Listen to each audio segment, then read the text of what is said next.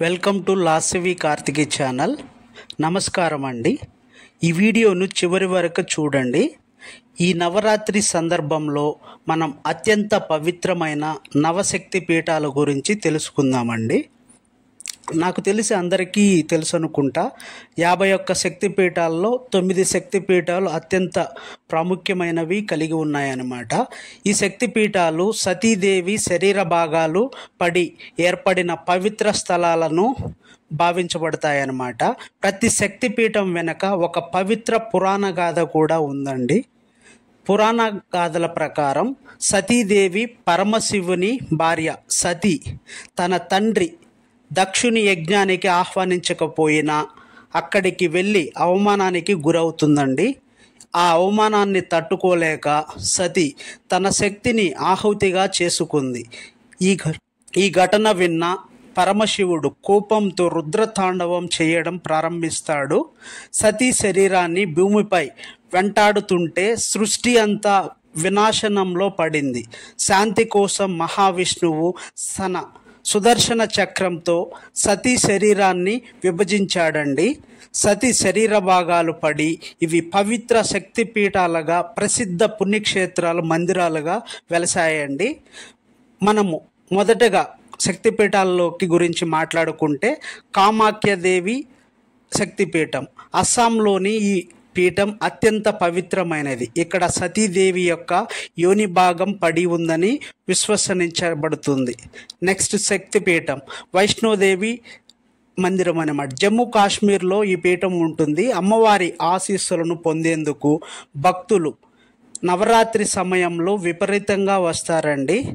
Next శక్తిపీఠం వచ్చి Vaishno Devi temple. ఇది వచ్చి జమ్మూ కాశ్మీర్లో ఉంటుంది.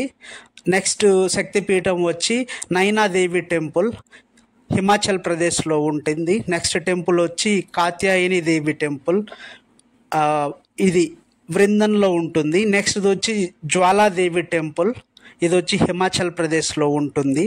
నెక్స్ట్ వచ్చి మానసాదేవి టెంపుల్, ఇది వచ్చి హర్యానాలో ఉంటుందండి. నెక్స్ట్ వచ్చి త్రిపురమాలిని శక్తిపీఠం అన్నమాట, ఇది జలంధర్లో ఉంటుంది.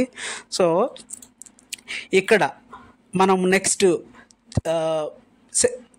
శక్తిపీఠాల్లోకి వెళ్ళామనుకోండి. కాళీఘాట్ పీఠం కోల్కతాలో కాళీఘాట్లో సతీదేవి పాదం పడిందని చెబుతారు.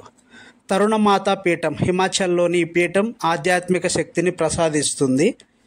ఇంకా పోతే మనము ఓంకారేశ్వరం పీఠం, ఇది మహారాష్ట్రలో ఉందండి. ఇది శక్తి పూజకు ఎంతో ప్రాచుర్యం పొందిన స్థలంగా ప్రసిద్ధి చెందింది. చిన్న మస్తా పీఠం అన్నమాట, ఇది జార్ఖండ్లో ఉంటుంది. ఈ శక్తిపీఠం దేవి భక్తులకు శక్తి స్వరూపంగా ప్రసిద్ధి చెందిందండి. నెక్స్ట్ వచ్చి అంబాజీ పీఠం అన్నమాట, గుజరాత్లో ఉందండి. ఈ పీఠం అమ్మవారి పాదభాగం పడి ఉన్న స్థలంగా ప్రసిద్ధి పొందిందనమాట. మధ్యప్రదేశ్లోని ఉజ్జయిన్లో ఉంది మహాకాళి టెంపుల్. ఇక్కడ సతీదేవి యొక్క ఒడ్డు భాగం పడి ఉన్నట్లు ప్రసిద్ధి చెందిందనమాట. నెక్స్ట్ మనం వెళ్ళామంటే వైష్ణవిదేవి టెంపుల్, ఇది వచ్చి జమ్మూ కాశ్మీర్లో ఉంటుంది. అమ్మవారి ఆశీస్సులను పొందేందుకు భక్తులు నవరాత్రి సమయంలో విపరీతంగా వస్తారండి. ప్రతి శక్తిపీఠం దేవి శక్తి యొక్క ప్రత్యేకతను భక్తుల విశ్వాసాన్ని ప్రతిబింబిస్తుందండి.